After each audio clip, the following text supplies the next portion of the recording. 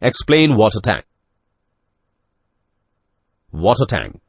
A water tank is used to store water to facilitate the daily requirements of habitats.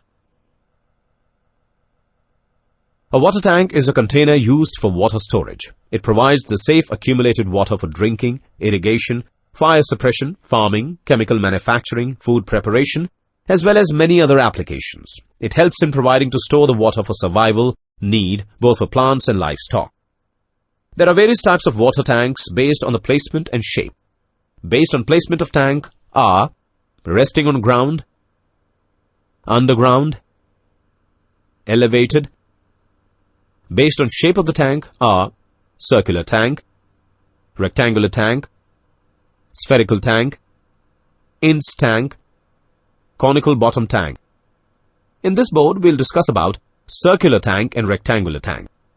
Circular tank. Circular tanks having minimum surface area when compared to other shapes for a particular capacity of storage required. Hence, the quantity of material required for circular water tank is less than required for other shapes.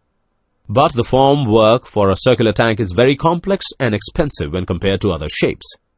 Circular tanks are preferred for elevated tanks. Rectangular tank.